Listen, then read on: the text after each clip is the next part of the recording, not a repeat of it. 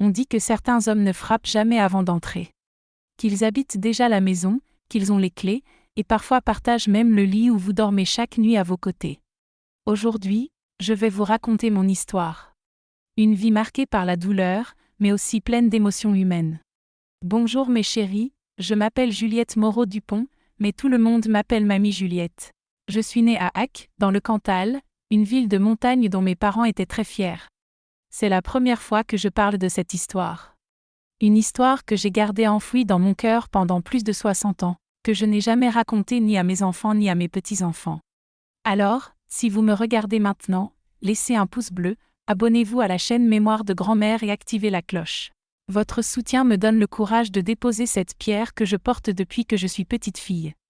Et dites-moi dans les commentaires d'où vous m'écrivez, de Bretagne, d'Alsace, de Provence, ou peut-être même de Belgique ou du Québec.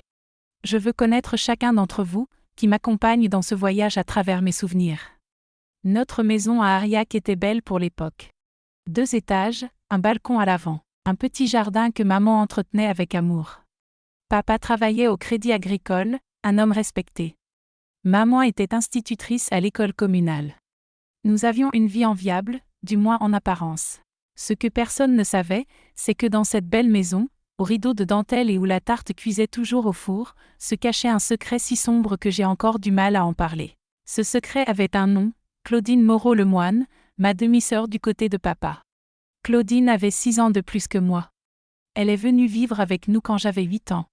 Avant cela, elle habitait avec sa mère, une femme que papa avait connue à Lyon avant de rencontrer maman. Quand sa mère est morte d'une pneumonie, papa a décidé qu'elle viendrait habiter chez nous. Le sang, c'est le sang, disait-il. Au début, j'étais excitée. J'avais toujours rêvé d'avoir une sœur. Je m'imaginais des confidences, des échanges de vêtements, des histoires racontées avant de dormir. Mais Claudine n'était pas une sœur comme dans les histoires. Dès le premier jour, son regard m'a glacée, même sous les 30 degrés d'un été à Orsan. « Voici ta nouvelle maison, Claudine », dit maman en lui montrant la chambre. « Tu vas la partager avec Juliette.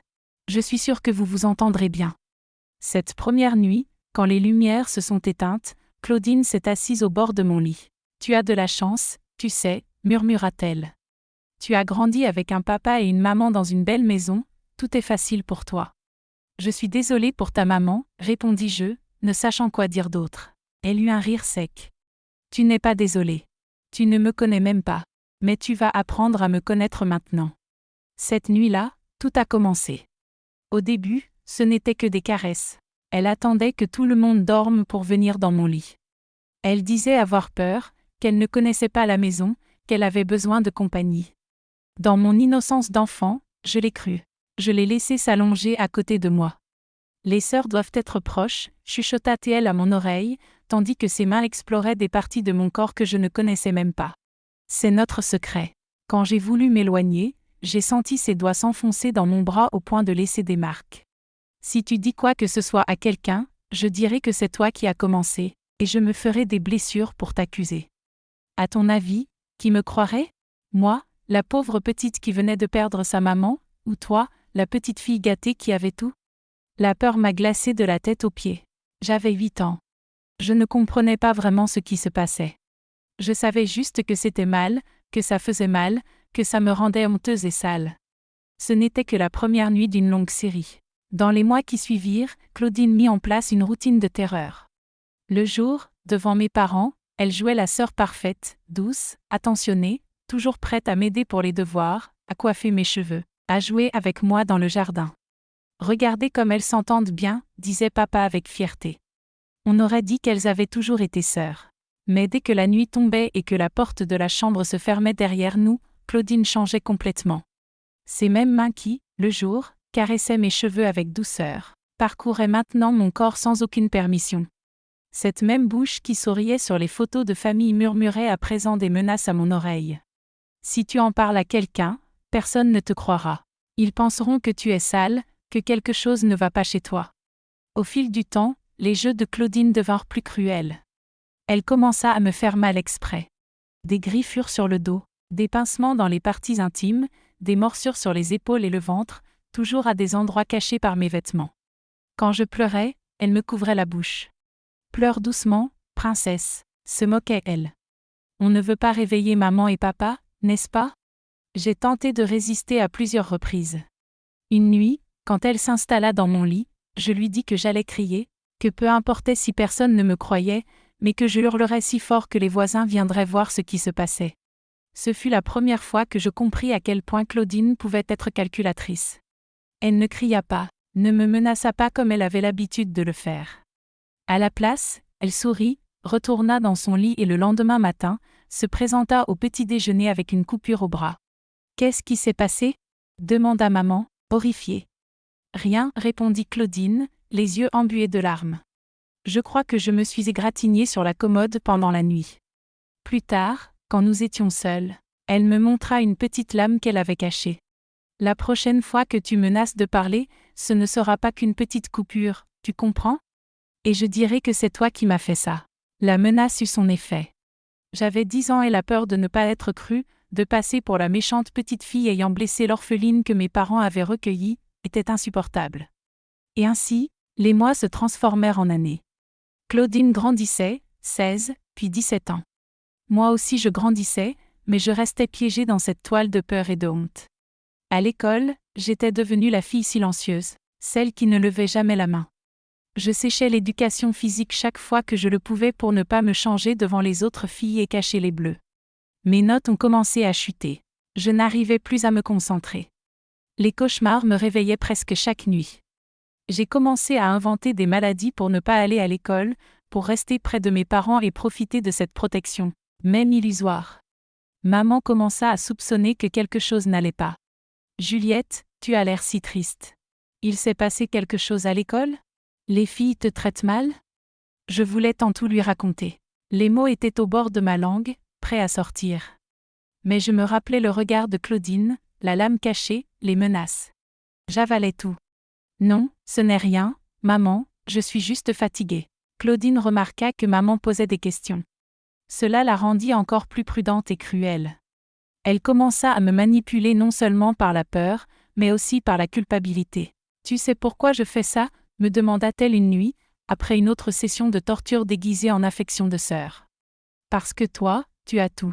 La mère parfaite, le père parfait. Moi, je n'ai eu droit qu'au reste. Alors maintenant, tu me donnes un peu de ce qui t'appartient. Ce n'est pas juste? Tu ne trouves pas? » Comment une enfant de 10 ans pouvait-elle répondre à cela? Comment comprendre la cruauté cachée derrière une prétendue justice? Je savais seulement que ça faisait mal, que c'était mal, que je voulais que ça s'arrête. Mais la fin arriva d'une façon que je n'aurais jamais imaginée. C'était un jour ordinaire de semaine. Je me réveillai avec une forte fièvre et la gorge en feu. Maman m'examina et décida que je ne devais pas aller à l'école. « Je vais prévenir la directrice. Tu restes au lit aujourd'hui, ma chérie. » Claudine partit comme toujours. Elle était en terminale, sur le point de passer le baccalauréat. Elle parlait déjà de poursuivre ses études à Lyon, peut-être même à Paris. L'idée qu'elle puisse partir était la seule lumière au bout du tunnel que je voyais. Je passai la matinée à dormir, la fièvre me laissant dans un état de semi-conscience. À mon réveil, j'avais soif. Maman était sortie acheter des médicaments, laissant un mot sur la table de la cuisine. La maison était silencieuse. Je me levai du lit, chancelante, encore faible de la fièvre. Je portais seulement une chemise de nuit fine, car j'avais beaucoup transpiré pendant la nuit. Je me dirigeai vers la cuisine pour prendre un verre d'eau. C'est alors que j'entendis la clé dans la porte. Je me retournai, verre à la main, prête à dire que je me sentais déjà mieux. Mais ce n'était pas maman. Papa était là aussi. Ils s'étaient rencontrés dans la rue, d'après ce que je compris plus tard. Tous deux s'arrêtèrent à la porte de la cuisine, me fixant avec une expression que je n'oublierai jamais. Confusion, puis horreur, puis une colère que je n'avais jamais vue sur le visage de ma mère. « Juliette, qu'est-ce que c'est que ça sur ton corps ?» demanda-t-elle, la voix tremblante. C'est seulement à ce moment que j'ai compris. La chemise de nuit fine, mon corps exposé dans la lumière de la cuisine, les bleus sur mes bras et mes jambes, les marques de morsures sur mon épaule visibles au bord de la chemise, les griffures sur mes cuisses. J'ai essayé de me couvrir, d'inventer des excuses. Je suis tombée, dans le jardin, je me suis éraflée. Mais maman s'est approchée, a soulevé délicatement la manche de ma chemise de nuit. Il y avait des marques de doigts, nettes, visibles, les traces de mains d'un adulte sur le corps d'un enfant. Qui t'a fait ça? Demanda papa, la voix basse, contenue, comme prête à exploser à tout instant. Juliette, s'il te plaît, qui t'a fait ça? Les larmes ont coulé avant les mots. Tant de temps à retenir, tant de faux semblants, tant de peurs accumulées. Et là, dans la cuisine, avec la lumière de midi traversant la fenêtre et illuminant toutes les marques que j'avais tenté de cacher, le barrage a cédé. Claudine, chuchotai-je entre mes sanglots. C'était Claudine. Mes chers qui me regardaient aujourd'hui, c'est la première partie de mon histoire. C'est difficile à dire, le cœur se serre encore même après tant d'années. Mais comme le dit un proverbe chez nous, les mots tuent sont des blessures qui ne guérissent jamais. Si cette histoire touche votre cœur, partagez-la avec quelqu'un que vous pensez avoir besoin de l'entendre. Parfois, c'est dans la souffrance des autres que nous trouvons le courage d'affronter la nôtre. La cuisine resta silencieuse après ma confession, un silence si lourd qu'il semblait que l'air s'était figé. Maman était immobile, tenant encore la manche de ma chemise de nuit, les yeux rivés sur les bleus. Papa s'appuya contre le mur comme s'il avait besoin de soutien pour ne pas s'effondrer. « Depuis combien de temps ?» demanda maman, la voix si basse que j'ai presque cru ne pas l'entendre. « Depuis qu'elle est arrivée, répondis-je, les larmes coulant sans fin. « Presque 2 ans. » Papa laissa échapper un son étrange, comme un animal blessé. J'ai vu en lui quelque chose que je n'avais jamais aperçu auparavant. L'homme fort, toujours si ferme, semblait maintenant se briser de l'intérieur. « Pourquoi tu ne nous l'as pas dit plus tôt, ma fille ?» demanda-t-il en s'approchant, s'agenouillant devant moi, les yeux embués. Elle a dit que personne ne me croirait, sanglotai-je. Elle a dit qu'elle se ferait des coupures et accuserait que c'était moi, que vous m'enverriez loin. Maman m'enlaça alors avec une précaution infinie, comme si j'étais faite de verre. J'ai senti ses larmes mouiller mes cheveux pendant qu'elle murmurait « Mon Dieu, mon Dieu, mon Dieu !» Elle me ramena dans ma chambre, m'aida à me changer, examinant chaque marque sur mon corps avec un mélange d'horreur et d'une colère contenue que je n'avais jamais vue chez elle. J'ai tout raconté, ou presque tout. Certaines choses étaient trop difficiles à prononcer. Mais j'ai parlé des nuits, des menaces, de la peur constante. « Elle te touchait ?» demanda maman, la voix étranglée. J'ai baissé la tête, incapable de formuler des mots. C'était une réponse suffisante. Ce qui suivit fut comme un ouragan. Papa sortit en claquant la porte avec une telle force que les vitres tremblèrent. J'ai entendu la voiture démarrer, les pneus crissant sur l'asphalte. Maman resta avec moi, me serrant contre elle, pleurant, s'excusant de ne pas avoir remarqué plus tôt, de ne pas m'avoir protégée. « Ce n'était pas ta faute, maman, répétai-je, sentant un poids énorme quitter ma poitrine. Pour la première fois, en presque 2 ans, je pus respirer sans cette pression constante. Quelqu'un savait. Quelqu'un me croyait. Je m'endormis dans les bras de ma mère, épuisée de pleurer, épuisée de laisser enfin sortir tout ce que je gardais depuis si longtemps. Quand je me réveillai, le soleil était déjà bas sur l'horizon. Des voix fortes s'élevaient du salon. Papa était revenu, et il n'était pas seul. Je me levai du lit, encore faible, et me dirigeai vers la porte de la chambre. J'ouvris la porte juste assez pour jeter un œil dans le salon. Papa marchait d'un côté à l'autre comme un tigre en cage. Maman était assise sur le canapé, le visage marqué par tant de larmes. Et là, au milieu du salon, se tenait Claudine, son uniforme scolaire encore sur le dos, le visage pâle, mais avec cette expression défiante que je connaissais trop bien. « C'est un mensonge !» cria-t-elle. « Elle invente tout. Vous allez la croire elle plutôt que moi ? Moi qui ai perdu ma mère et qui ne suis personne dans ce monde ? Assez de mensonges, Claudine !» gronda papa, la voix tremblante de colère. Juliette nous a tout dit. Nous avons vu les marques, et maintenant je sais pourquoi elle était si triste, si effrayée. C'était toi. Tout ce temps, c'était toi qui faisais du mal à ma fille. Claudine éclata d'un rire froid, sans amusement. Et moi, qu'est-ce que je suis, cracha-t-elle. La bâtarde que vous avez acceptée juste parce que sa mère est morte et que vous ne saviez pas où me caser. Nous t'avons donné un foyer. Maman se leva, tremblante, nous t'avons traitée comme une fille. Et toi ? Claudine avala difficilement les mots coincés dans sa gorge, sa voix maintenant basse et contrôlée. Vous ne m'avez jamais vraiment voulu. J'étais juste une obligation, une tâche dans votre mariage parfait. Juliette a toujours été la chouchoute, la petite princesse de la maison.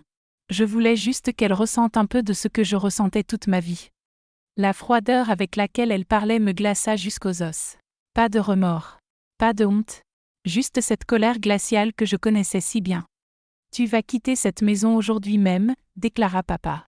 J'ai déjà appelé ta tante à Lyon. Elle viendra te chercher demain matin. Jusque-là, tu resteras enfermé dans la chambre d'amis. Et si tu tentes quoi que ce soit, j'appelle directement la police. La police, ricana Claudine. Et qu'est-ce que tu vas dire? Que ta fille bâtarde a abusé de ta fille légitime? Que ça sera beau pour ta réputation à la banque, hein, papa? J'ai vu le visage de mon père se tordre de colère. Pendant un instant, j'ai cru qu'il allait frapper, mais il se retint, les poings serrés. Hors de ma vue, gronda-t-il. Claudine haussa les épaules, comme si tout cela n'avait aucune importance. Mais quand elle se tourna pour se diriger vers la chambre d'amis, ses yeux croisèrent les miens par la fente de la porte, et ce que j'y vis me fit reculer, terrifié. Ce n'était pas seulement de la colère, c'était de la haine pure, cristalline, une haine qui promettait vengeance. Je refermai la porte rapidement, le cœur battant si fort qu'il semblait vouloir sortir de ma poitrine. Claudine avait été découverte. Elle allait partir. Enfin, je serais libre. Mais ce regard disait que ce n'était pas fini. La nuit qui suivit fut étrange. Maman m'apporta le dîner dans ma chambre, refusant que je sois près de Claudine, ne serait-ce qu'une seconde.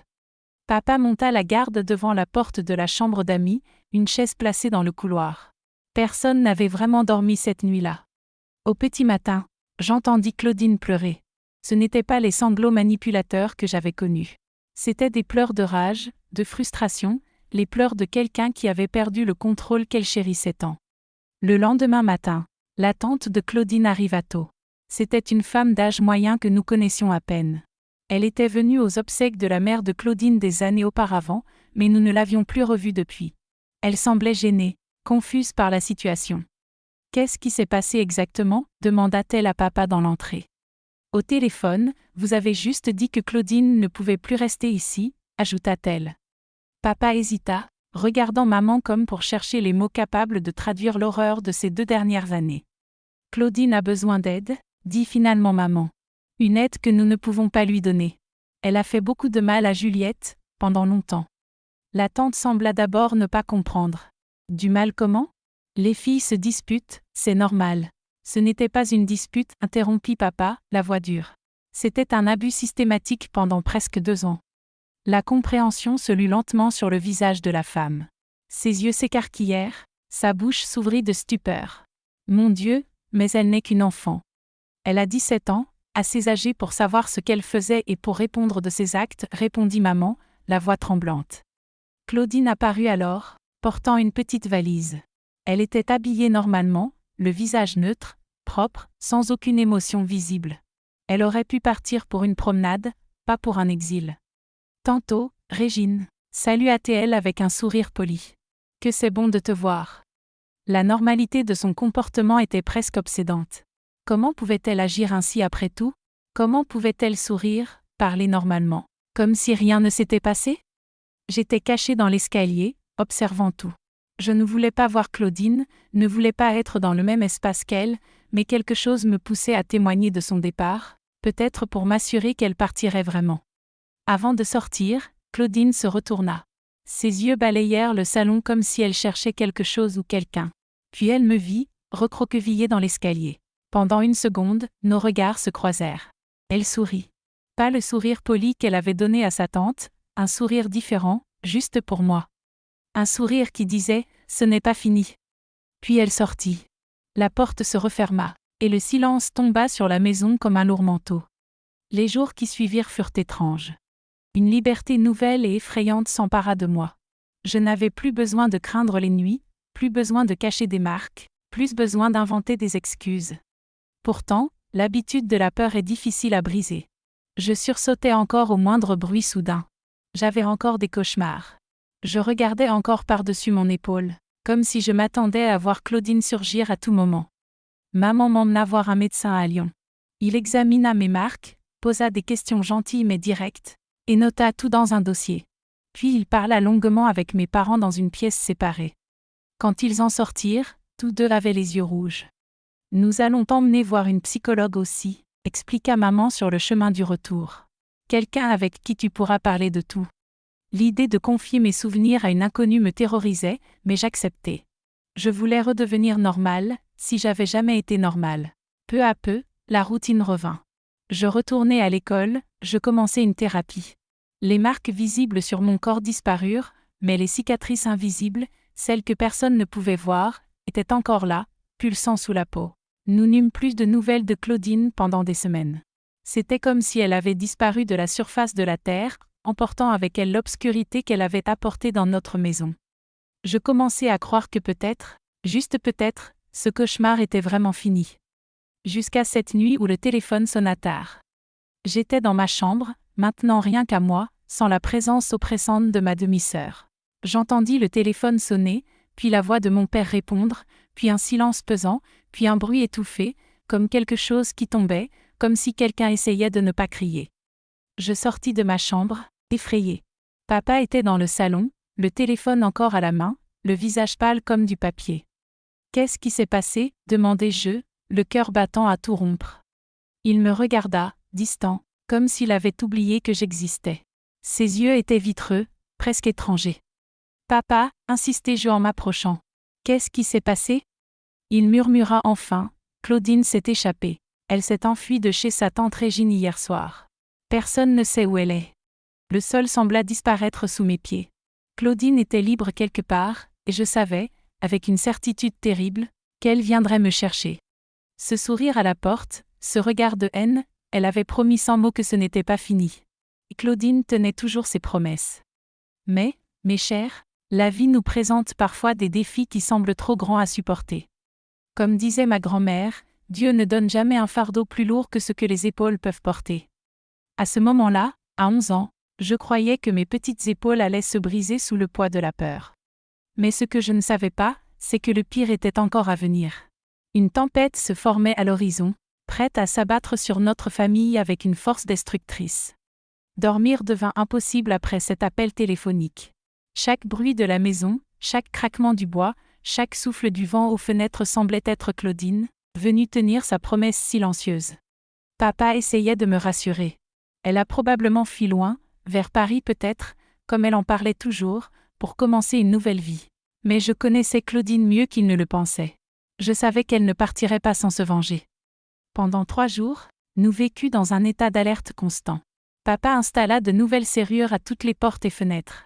Maman ne me laissait pas sortir seule, même jusqu'au portail. À l'école, une des secrétaires me surveillait, suivant les ordres de mes parents. Je me sentais dans une prison, même si je savais que c'était pour ma protection. La 3e nuit après l'appel, nous commencions à croire que peut-être, juste peut-être, papa avait raison. Peut-être que Claudine était vraiment partie. C'est alors que l'odeur est arrivée. Au départ, je dormais ou essayais de dormir quand une puanteur étrange envahit ma chambre. Forte, chimique, piquant les yeux même fermés. Je me réveillai, confuse, la gorge brûlante. La chambre était sombre, mais une lueur orangée dansait sur les murs, mouvante, presque vivante. Je me levai, encore étourdi par le sommeil, et m'approchai de la fenêtre. Ce que je vis me glaça le sang. Le jardin que maman avait entretenu avec tant de soin était en flammes. Au milieu de cette lumière infernale, une silhouette se détachait. Même à distance, même avec le visage partiellement couvert par un foulard, je reconnaîtrais ses yeux n'importe où. Ces yeux qui m'avaient observé tant de nuits, qui avaient brillé de plaisir devant ma peur, qui avaient promis vengeance. Claudine. Elle me regardait droit dans les yeux, comme si elle savait que j'étais là. Dans sa main, elle tenait quelque chose qui ressemblait à une bouteille. Paralysée d'horreur, je la regardai lever la bouteille dans un toast silencieux vers moi. Puis, sans prévenir, elle la lança contre le mur de la maison. L'explosion fut brève, mais suffisante pour répandre de petites flammes. Le feu commença à grimper le long du mur, léchant le bois sec de la véranda et dévorant les rideaux que maman avait cousus avec tant de soin. « Au feu !» criai-je de toutes mes forces. « Maman, papa, au feu !» Je courus vers le couloir, suffoquant sous la fumée qui commençait déjà à s'infiltrer. J'entendis mes parents se réveiller, effrayés, et leur porte s'ouvrir. « Qu'est-ce qui se passe ?» demanda papa en sortant de sa chambre. « Le feu. La maison brûle. C'est Claudine, elle est dehors. » Son visage pâlit instantanément. Il courut jusqu'à la fenêtre du couloir, regarda en bas et lâcha un juron que je ne l'avais jamais entendu prononcer. « Marie !» cria-t-il vers maman. « Prends Juliette et sors par derrière, maintenant. » Maman apparut dans le couloir, attachant sa robe de chambre, les yeux écarquillés par la peur. Qu'est-ce qui se passe, Joseph? La maison brûle. Prends la petite et sors. Je vais appeler les pompiers. Le téléphone était au rez-de-chaussée. Papa dévala les escaliers en courant, disparaissant dans la fumée qui commençait déjà à envahir la maison. Maman me tira par la main, me guidant vers l'escalier de service, un passage étroit que nous utilisions rarement. Et papa? Demandai-je en résistant. On ne peut pas le laisser. Il nous rejoint tout de suite, répondit maman, sa voix ferme malgré le tremblement de ses mains. Maintenant, allons-y. Nous descendîmes l'escalier de service en trébuchant. La fumée était moins dense, mais mes yeux brûlaient et ma gorge me piquait. Dehors, je pouvais entendre le crépitement des flammes qui dévoraient l'avant de la maison, le craquement du bois cédant à la chaleur. Nous réussîmes à sortir par la porte de la cuisine qui donnait sur une petite cour intérieure. Maman ouvrit le portail menant à la rue latérale et me poussa dehors. Cours chez Madame Girard, ordonna-t-elle, se référant à notre voisine de l'autre côté de la rue. Dis-lui d'appeler la police et les pompiers. Je vais chercher ton père. Non, maman, m'écriai-je en attrapant son bras. Viens avec moi. Mais elle se dégagea doucement, déterminée. Ton père peut être coincé là-dedans. Je ne peux pas le laisser. Va, Juliette, cours. Le désespoir dans sa voix me fit obéir, malgré moi. Je courus dans la rue latérale, pieds nus, ne portant que ma chemise de nuit. L'air froid de la nuit me frappa comme un choc contre ma peau brûlante par la chaleur de l'incendie. Je frappai à la porte de Madame Girard de toutes mes forces, criant au secours. La lumière s'alluma, la porte s'ouvrit, et le visage endormi de la voisine apparut. Un seul regard à ma silhouette tremblante, pieds nus et couverte de sueur, ainsi qu'à la lueur orangée qui s'échappait de notre maison, suffisit pour qu'elle comprenne. « Mon Dieu du ciel !» s'exclama-t-elle. « Henri, Henri, réveille-toi et appelle les pompiers. La maison des Moreau brûle. » Son mari apparut, encore en train de boutonner sa chemise. Il regarda notre maison et s'élança dans la rue, criant à l'aide. En quelques minutes, tout le quartier fut éveillé. Des hommes sortirent de leur maison avec des seaux, des femmes hurlaient, des enfants pleuraient, effrayés. Je ne pouvais penser qu'à mes parents, encore à l'intérieur de cette maison en flammes. Pourquoi n'étaient-ils pas sortis? Que se passait-il? Madame Girard tenta de me retenir, me retenant fermement dans sa maison. Mais je m'échappais, j'avais besoin de voir, besoin de savoir. Je courus de nouveau vers la maison en flammes, ignorant ses cris. Devant la maison, le spectacle était un pur enfer. Les flammes engloutissaient tout le rez-de-chaussée. La véranda s'était effondrée, entraînant avec elle une partie du toit. Une fumée noire et épaisse montait vers le ciel, avalant les étoiles. « Maman, papa !» criai-je, désespéré. Aucune réponse. Juste le rugissement du feu qui dévorait tout sur son passage.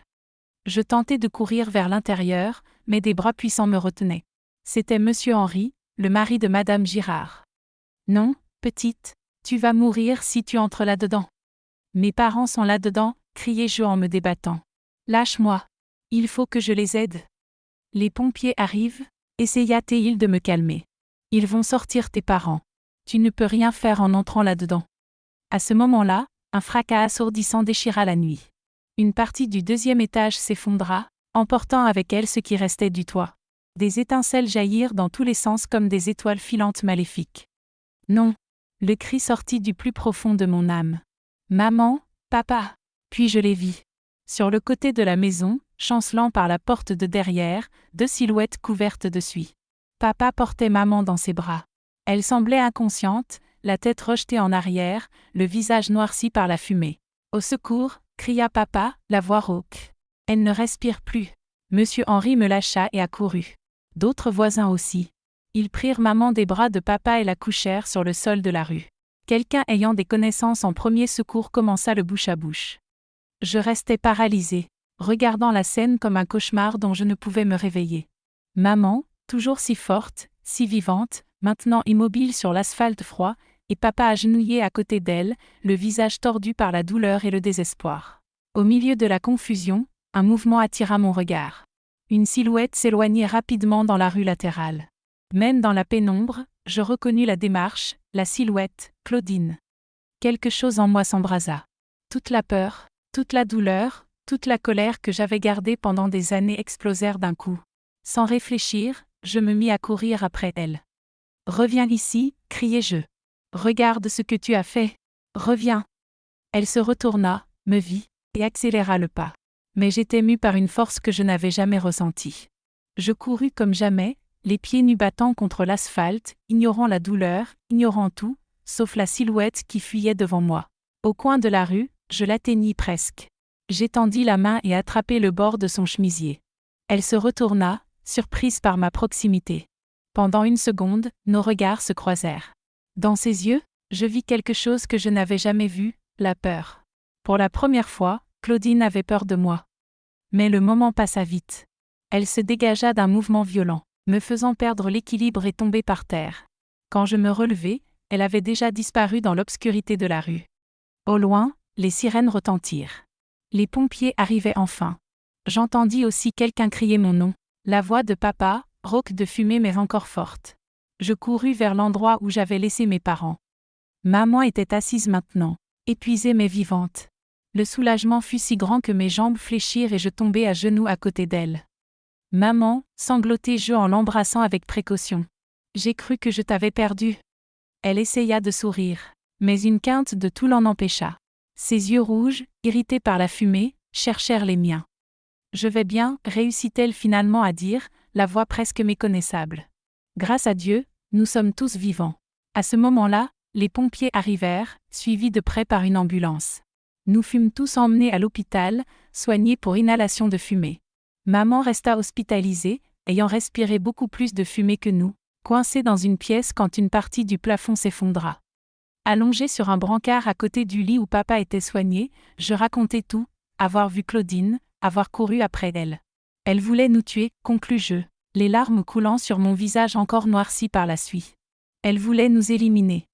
Papa serra ma main avec force, ses yeux habituellement si surremplis maintenant d'un mélange de peur et de détermination. Elle ne s'approchera plus de toi, me promit-il. Plus jamais. Pendant que les médecins s'affairaient autour de nous, des policiers vinrent prendre notre déposition. Nous racontâmes tout, les abus, l'expulsion de Claudine, l'incendie. Ils notèrent chaque détail, promirent qu'ils la retrouveraient et qu'elle répondrait de ses actes. Mais, au fond de mon cœur, je savais que Claudine ne serait pas facile à capturer. Maligne, calculatrice et maintenant désespérée, elle était encore plus dangereuse. Cette nuit-là, allongée dans un lit d'hôpital, avec l'odeur de désinfectant remplaçant celle de la fumée, je restais éveillée pendant des heures, fixant le plafond. Notre maison, le lieu où j'étais née, où j'avais grandi, n'existait plus. Tous mes jouets, mes livres, mes vêtements, tout était devenu cendre. Mais le pire n'était pas matériel. C'était de savoir que Claudine était encore quelque part, et que sa haine pour moi n'avait pas de limite. L'aube me trouva encore éveillée, les yeux brûlants de fatigue et de fumée. Par la fenêtre de l'hôpital, je vis le soleil se lever, teignant le ciel de rose et d'or. Un nouveau jour. Nous étions vivants. Nous avions survécu. Mais à quel prix? Et combien de temps encore serions-nous en sécurité? Parfois, la vie nous confronte au mal sous sa forme la plus pure. Cette nuit-là n'avait été que le début d'un long et douloureux voyage. Le feu que Claudine portait en elle n'avait pas seulement consumé notre maison, il avait consumé notre paix, notre sentiment de sécurité, et laissé des cicatrices que j'ai portées pendant des décennies. La vie nous brise parfois en 1000 morceaux. Mais comme m'a appris ma grand-mère, même une casserole fêlée fait encore bouillir l'eau. C'est ainsi, fêlée mais encore fonctionnelle, que j'ai affronté les années qui suivirent. Nous passâmes 2 semaines chez Madame Girard après l'incendie. Sa générosité, ainsi que celle de son mari, nous sauva dans ce moment si difficile. Nous partagions la chambre d'amis improvisée avec des matelas posés à même le sol.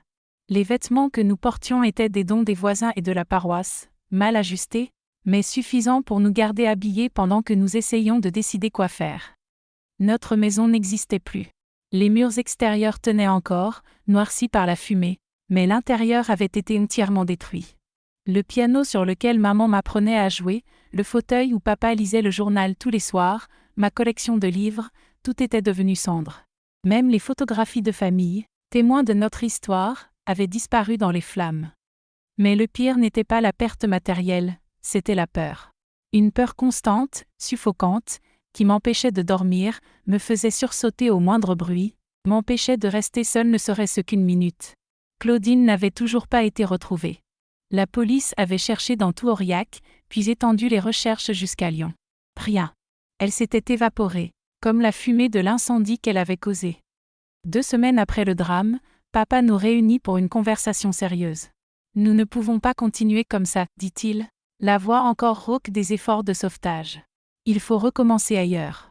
Ailleurs, demandai-je, confuse.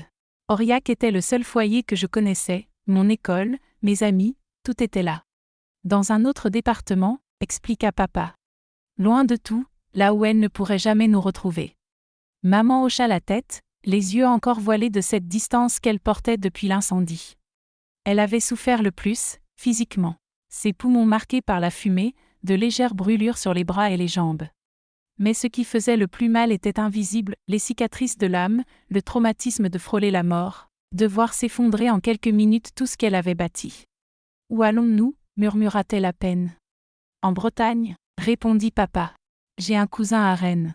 Il a pu me trouver un poste au Crédit Mutuel. Nous allons repartir à zéro. Là-bas, personne ne nous connaît. Personne ne la connaît. » Ainsi, 1 mois après l'incendie, nous montâmes dans le train qui traverserait la France. Nous n'avions emporté que ce que l'assurance et quelques dons nous avaient permis d'acheter. 3 valises contenaient tout ce que nous possédions au monde. 3 vies réduites à quelques vêtements, des papiers d'identité et les souvenirs que nous portions en nous. Le voyage fut long et exténuant. Heures de train, changements, attente, fatigue.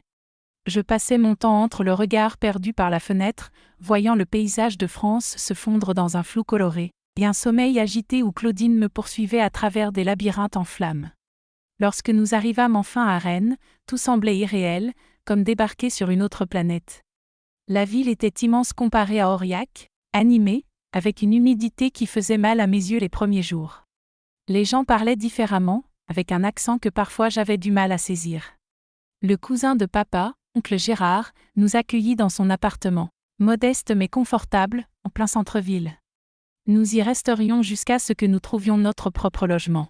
« Vous allez vous plaire ici » nous dit-il en nous montrant la chambre où nous dormirions. « Les gens sont sympathiques, il y a de bonnes écoles pour la petite, et des opportunités pour vous. » C'était étrange d'être appelée « la petite » par quelqu'un qui ne me connaissait même pas.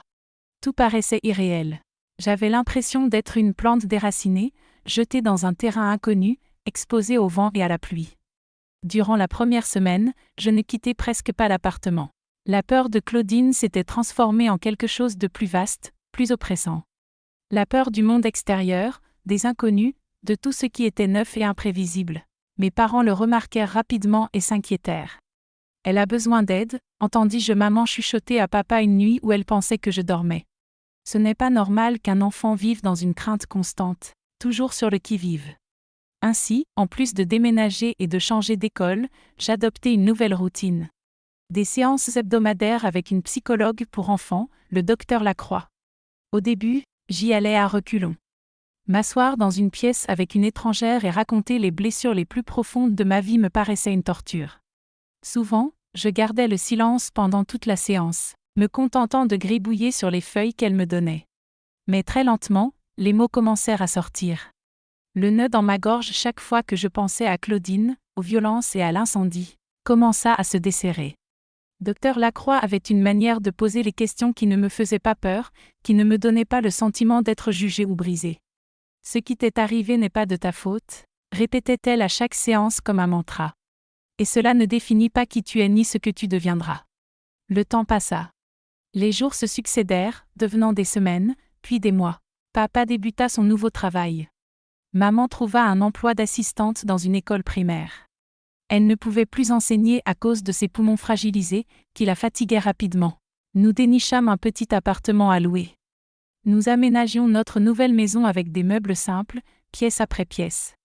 La vie reprenait doucement son cours, mais les cauchemars persistaient. Presque chaque nuit, je me réveillais en sueur, le cœur battant à tout rompre. Parfois, je rêvais d'un incendie, les flammes encerclant tout autour de moi. D'autres fois, c'était Claudine dans ma chambre, ce sourire glacé sur les lèvres, les mains tendues vers moi.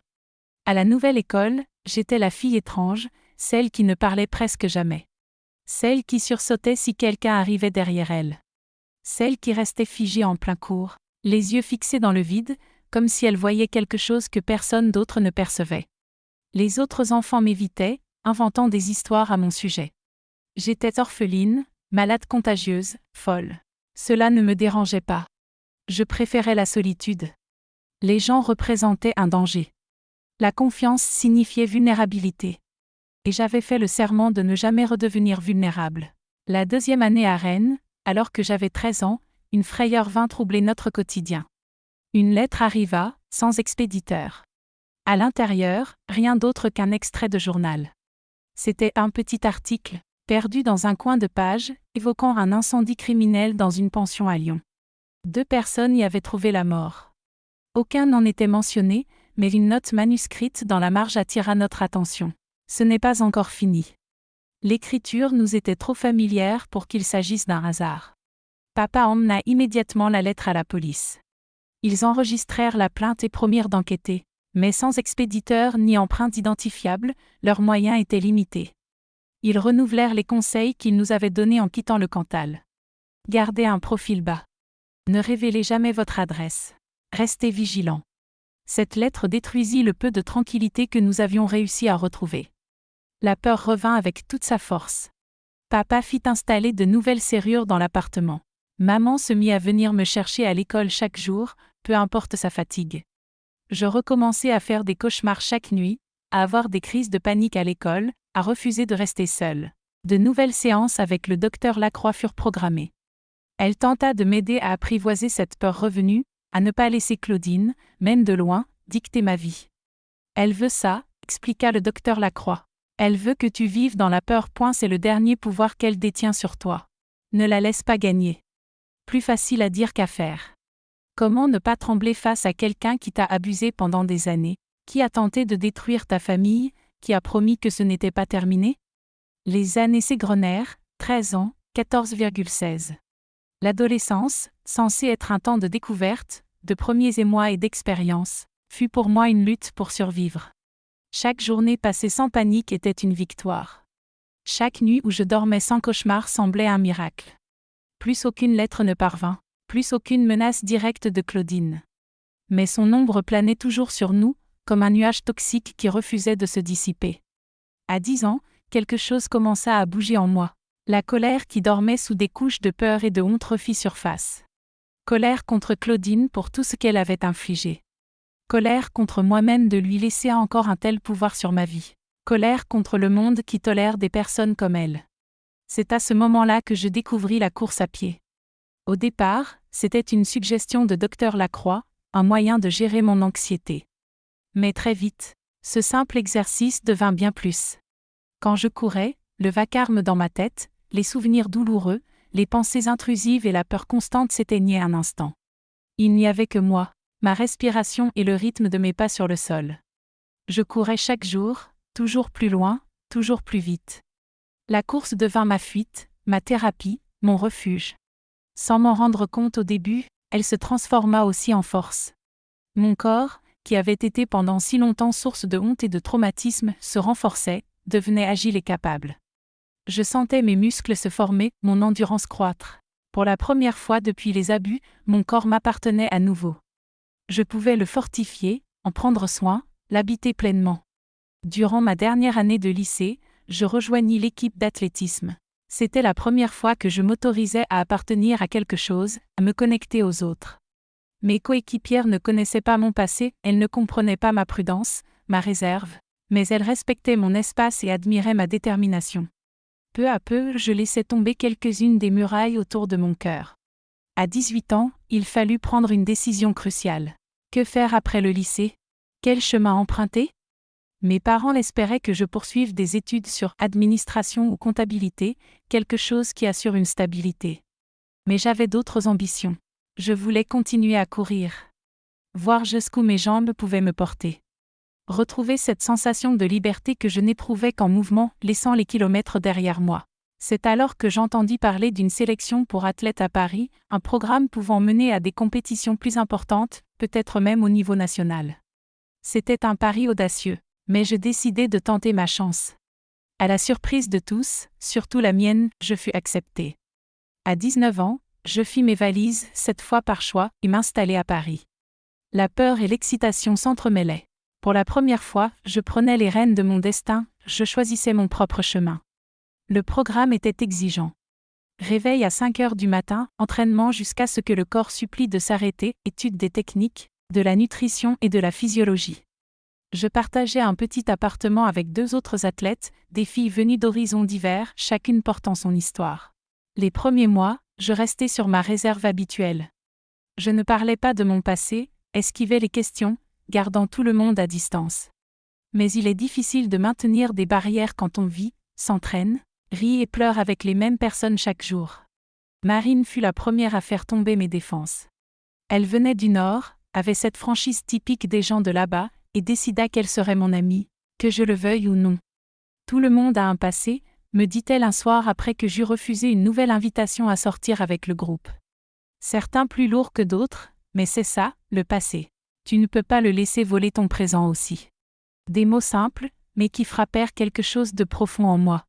Combien de temps allais-je encore laisser Claudine, dont je ne savais même pas si elle était vivante ou morte, peut-être de l'autre côté du monde, continuer à contrôler ma vie? Petit à petit, très lentement, je commençais à m'ouvrir.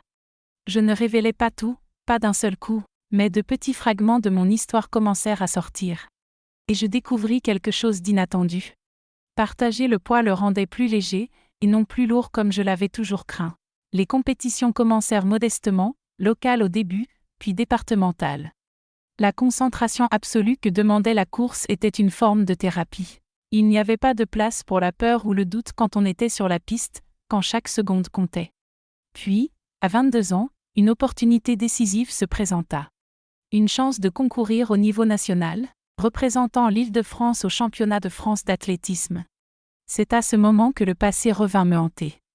La vie a une manière étrange de tester notre force, justement quand on croit enfin être en sécurité. Au sommet de ce qui semblait être un nouveau départ, le fantôme de Claudine réapparut d'une façon que je n'aurais jamais pu imaginer. C'est dans cette épreuve extrême que je découvris de quoi j'étais réellement capable. Les championnats de France se dérouleraient à Marseille, 3 jours de compétition avec les meilleurs athlètes de tout le pays.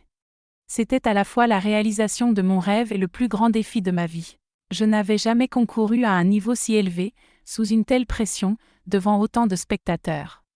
Je quittais Paris avec la délégation francilienne, le cœur oscillant entre excitation et anxiété. Mes parents avaient promis de venir. Ce serait la première fois qu'ils assisteraient à l'une de mes compétitions. Ils n'avaient jamais vraiment compris pourquoi j'avais choisi ce chemin, mais ils me soutenaient autant qu'ils le pouvaient, à distance. Marseille fut un choc pour mes sens, une explosion de couleurs, de sons et d'odeurs qui me laissa étourdi les premiers jours. Le village des athlètes, installé près du stade, formait un monde à part. Des compétiteurs de tous les départements y vivaient, concentrés, nerveux, tous rêvant du podium. Ma course principale serait le 5000 mètres. Je n'étais pas la favorite, loin de là, mais je m'étais entraînée sans relâche. Mes temps s'étaient améliorés mois après mois. J'étais déterminée à donner le meilleur de moi-même, à prouver que je pouvais relever ce défi. La veille de la compétition, nous étions tous au réfectoire du village lorsque l'une des organisatrices entra avec une liste à la main. « Attention, tout le monde », annonça-t-elle. « Demain, ça commence tôt. Je vais vous donner les horaires définitifs et les noms des juges pour chaque épreuve. » J'écoutais distraitement, l'esprit déjà sur la piste, visualisant chaque virage, chaque stratégie discutée avec mon entraîneur. Et pour le 5000 mètres féminin, les juges seront Monsieur Marchand, Madame Claudine Lemoine et Monsieur Tixera. Le monde s'arrêta. Le bruit du réfectoire disparut. L'air devint soudain lourd, presque impossible à respirer. Claudine Lemoine, était-ce vraiment une coïncidence? Combien de Claudine Lemoine pouvait-il bien y avoir en France? Mais mon corps savait déjà. Ce froid dans ma colonne vertébrale, cette sensation de chute dans un puits sans fond, mon instinct reconnaissait le danger avant même que mon esprit ne comprenne. « Tu vas bien ?» demanda Marine à côté de moi, remarquant ma pâleur soudaine. « On dirait que tu as vu un fantôme. » Un fantôme. C'était exactement ça. Le fantôme qui me poursuivait depuis plus de 10 ans, celui qui avait détruit mon enfance, tenté de tuer ma famille, et qui maintenant allait juger ma course.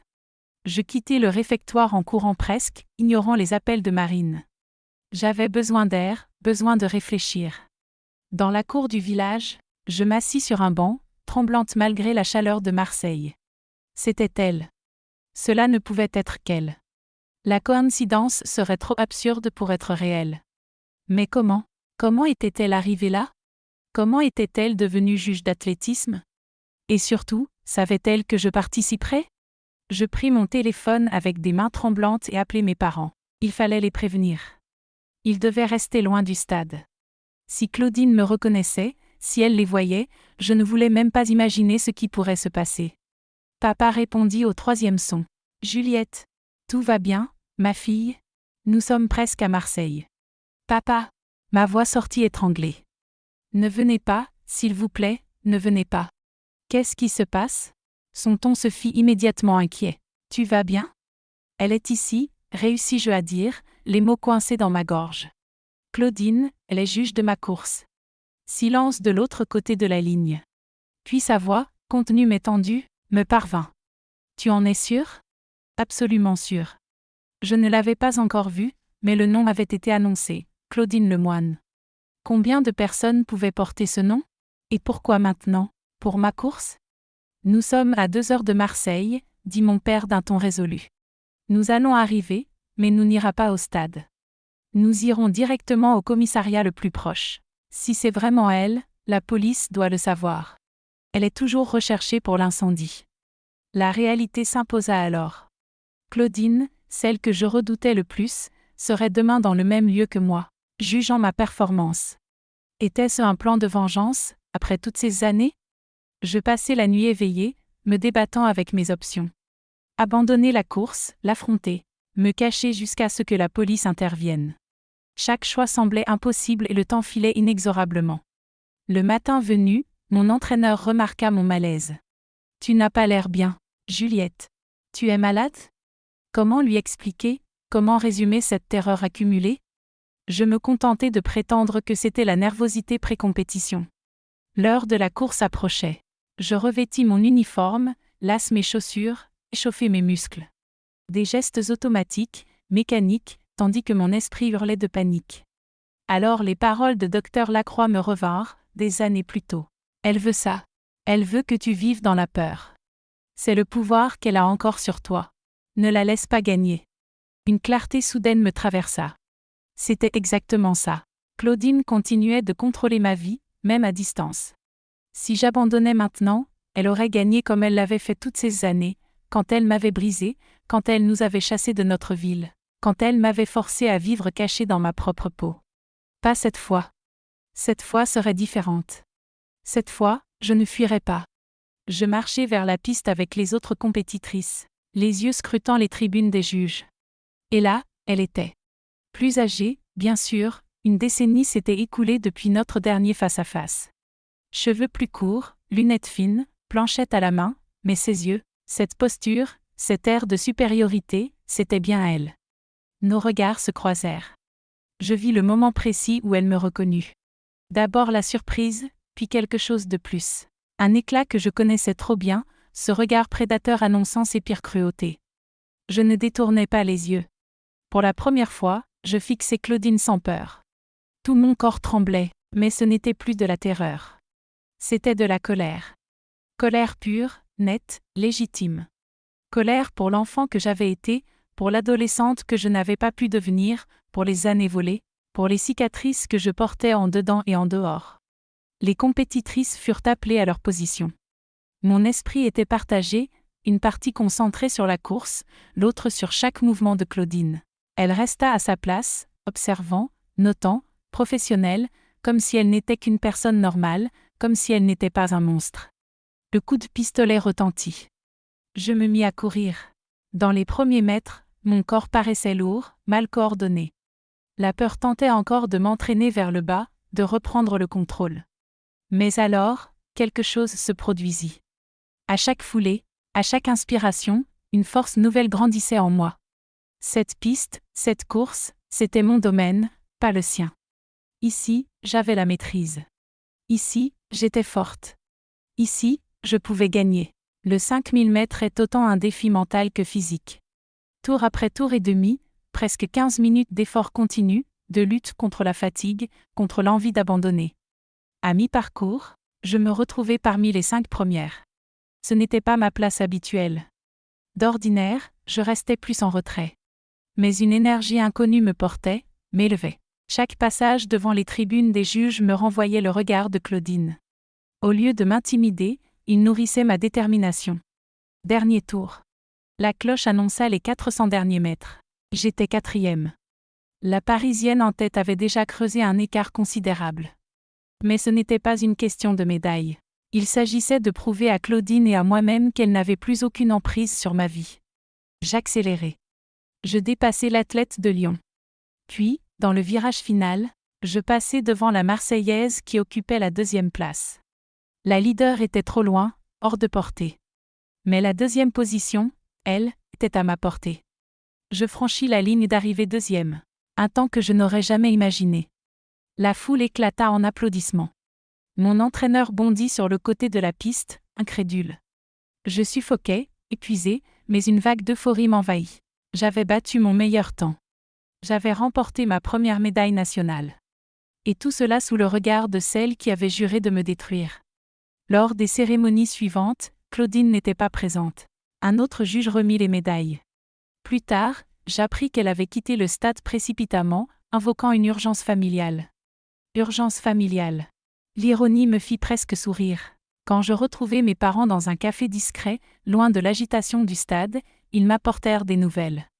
Ils avaient contacté la police, raconté ce qu'ils avaient vu, fourni tous les détails possibles. La police avait promis d'ouvrir une enquête immédiatement. « C'est vraiment elle ?» demanda maman, le visage tendu d'inquiétude. « Tu en es certain ?» Nous nous regardâmes. Je répondis simplement, « Elle m'a reconnu. » Je l'ai reconnue. « Et qu'as-tu ressenti ?» demanda papa en serrant ma main. Je pris un moment avant de répondre. « De la force. J'ai senti de la force. » Cette nuit-là, depuis le village des athlètes, je reçus un appel de la police de Marseille. Ils voulaient que je me rende au commissariat pour déposer un témoignage formel. Claudine avait été arrêtée alors qu'elle tentait de prendre un train pour Paris. Tout s'accéléra ensuite. Je retournai à Paris avec ma médaille d'argent et une convocation pour l'affaire rouverte contre ma demi-sœur. Je devais tout raconter à nouveau. Les abus, l'incendie, la fuite, les années de peur. Mais cette fois, ma voix portait la force que je n'avais jamais eue auparavant. Je n'étais plus une petite fille terrorisée. J'étais une femme ayant affronté sa plus grande peur et restant debout. Le procès eut lieu 6 mois plus tard. Claudine fut accusée de multiples crimes, abus sur mineurs, tentative d'homicide, incendie criminel. Les preuves étaient écrasantes. En plus de mon témoignage et de celui de mes parents, l'incendie de la pension à Lyon fut lié à elle. 2 personnes y avaient trouvé la mort, un crime pour lequel elle n'avait jamais été punie. L'affronter au tribunal fut l'une des épreuves les plus difficiles de ma vie. M'asseoir sur le banc des témoins, à quelques mètres d'elle, sentir ses yeux qui m'avaient tant terrorisé me fixer, et raconter les horreurs qu'elle avait infligées, fut comme revivre tout le traumatisme d'un seul coup. Mais il y avait une différence essentielle. Cette fois, je n'étais pas seule.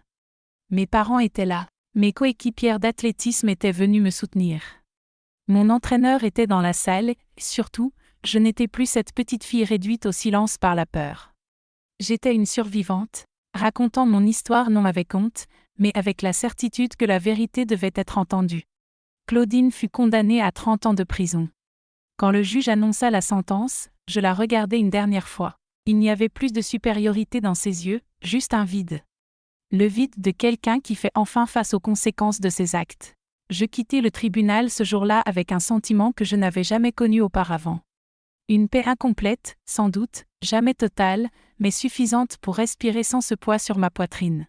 Pour dormir sans vérifier 3 fois si les portes étaient verrouillées. Pour vivre sans regarder constamment par-dessus mon épaule. La vie continua. Je poursuivis l'athlétisme encore quelques années, remportant d'autres médailles et titres. Mais le plus précieux fut ce que j'avais conquis en moi, la liberté d'être qui je voulais être, sans que la peur ne dicte mes choix. À 25 ans, je fis la rencontre d'Antoine, un kinésithérapeute spécialisé dans les blessures sportives. Notre premier contact fut purement professionnel, autour d'une cheville qui refusait de cicatriser. Pourtant, quelque chose en lui me captiva immédiatement, peut-être la douceur avec laquelle il s'adressait à chacun, sa patience infinie, ou simplement le fait que, pour la première fois, j'étais prête à accueillir l'amour dans ma vie. Il me fallut du temps pour lui accorder ma confiance, pour m'ouvrir pleinement. Même après plusieurs mois, certaines parties de mon passé restaient verrouillées, impossibles à partager. Antoine ne me pressait jamais. Tu me raconteras quand tu seras prête, répétait-il. Et si ce moment n'arrive jamais, c'est très bien aussi. J'aime qui tu es maintenant, pas seulement ton histoire. À 30 ans, nous nous mariâmes dans une cérémonie simple, entourée uniquement de nos familles et de quelques amis proches. Maman pleura du début à la fin, des larmes de joie, de soulagement et de gratitude de me voir enfin heureuse. Peu après, nous accueillîmes notre premier enfant, Louis. Le tenir pour la première fois dans mes bras fut une expérience bouleversante. En contemplant son visage, je me promis de tout faire pour le protéger, pour qu'il ne connaisse jamais la douleur que j'avais traversée. Je jurai aussi de lui apprendre la force, le courage, à affronter ses peurs et à ne jamais laisser quelqu'un définir qui il est. Quelques années plus tard, notre fille Léa vint au monde. Avec elle vint la décision de partager notre histoire. Pas avec elle, encore trop jeune, mais avec le monde. J'écrivis un livre, utilisant des pseudonymes pour protéger la vie privée de ma famille. J'y racontais tout, les abus, l'incendie, la fuite, les années de peur, enfin, la reconstruction. Le livre ne devint pas un best-seller, mais il trouva son public. Je commençai à recevoir lettres, emails et messages d'autres survivants, des personnes confrontées à des situations similaires qui trouvaient réconfort et espoir dans mon récit. Peu à peu, je m'engageai auprès d'associations de protection de l'enfance et de l'adolescence. Je n'étais ni psychologue ni assistante sociale, mais je pouvais partager mon expérience, dire aux survivants « Je comprends, j'ai traversé cela, et la vie après le traumatisme est possible ». À 40 ans, je découvris une nouvelle passion, la peinture. Au départ, c'était un moyen d'exprimer des émotions que je ne parvenais pas encore à formuler avec des mots. Rapidement, cela devint une véritable vocation. Mes toiles, pleines de couleurs éclatantes et de formes abstraites, commencèrent à attirer l'attention. Je fis ma première exposition dans une petite galerie de Rennes. Cette vie, riche et complète, semblait inimaginable pour la petite fille terrorisée d'Aurillac. Je l'avais construite non pas malgré mon passé, mais en partie grâce à lui. Le traumatisme m'avait appris la résilience, la capacité de guérir et l'importance de tendre la main à ceux qui souffrent. Aujourd'hui, à 45 ans, je contemple le chemin parcouru. Je vois mes cicatrices. Certaines ne disparaîtront jamais complètement. Je fais encore parfois des cauchemars, et certains déclencheurs me replongent brièvement dans ces souvenirs sombres. Mais je vois aussi la force que j'ai trouvée, les personnes que j'ai pu aider, et l'amour que j'ai donné et reçu. Claudine est morte en prison il y a 15 ans, d'une crise cardiaque selon le rapport officiel. Quand j'appris la nouvelle, je ne ressentis ni joie, ni soulagement, ni cette fameuse « closure ». Je ne ressentis rien, parce que bien avant sa mort physique, j'avais déjà détruit le pouvoir qu'elle avait sur moi. Si cette histoire vous touche, partagez-la avec quelqu'un qui pourrait en avoir besoin. Sachez que la vie après un traumatisme est possible. Que la douleur ne définit pas qui nous sommes. Que nos bourreaux ne détiennent que le pouvoir que nous leur laissons avoir. Et si vous traversez une situation similaire, sachez que vous n'êtes pas seul.